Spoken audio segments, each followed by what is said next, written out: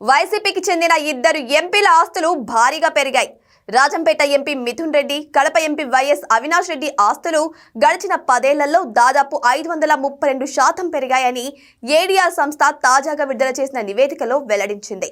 మిథున్ రెడ్డి సంపద ఏకంగా 550%, అవినాష్ రెడ్డి ఆస్తులు 474% మేర పెరిగినట్లు వెల్లడించింది. 2014, 19, 24 ఎన్నికల్లో వరుసగా వైసీపీ తరపున ఎంపీగా ఎన్నికయ్యారు ఈ ఇద్దరు నేతలు. మిథున్ రెడ్డి ఆస్తులు 2014లో 22 కోట్ల రూపాయల మేర ఉండగా 2019కి 66 కోట్లకు, 2024కి 146 కోట్లకు చేరినట్లు నివేదిక పేర్కొంది.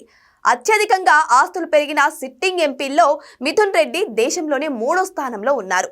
కడప ఎంపీ వైఎస్ అవినాష్ రెడ్డి ఆస్తులు 2014లో 7 కోట్ల రూపాయలు ఉండగా 2019కి 18 కోట్లకు, 2024కి 40 కోట్ల రూపాయలకు పెరిగాయి.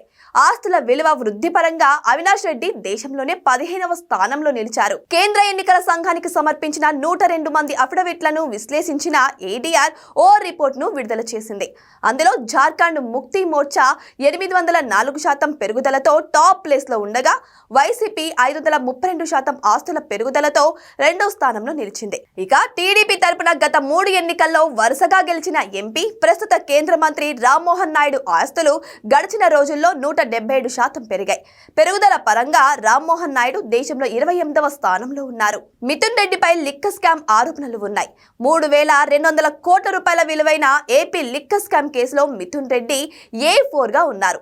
మద్యం సరఫరా విధానాన్ని మాన్యువల్ పద్ధతిలోకి మార్చడంలో కీలక పాత్ర పోషించారని మిథున్ రెడ్డి ఆరోపణలు ఎదుర్కొంటున్నారు.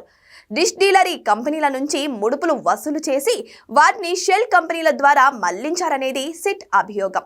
ఆయన కుటుంబానికి చెందిన PLR ప్రాజెక్ట్స్ సంస్థకు కూడా నిధులు బదిలీ అయ్యాయని విచారణలో వెల్లడైంది. ఇక వైఎస్ అవినాష్ రెడ్డి సైతం లిక్కర్ స్కామ్లో ఆరోపణలు ఎదుర్కొంటున్నారు.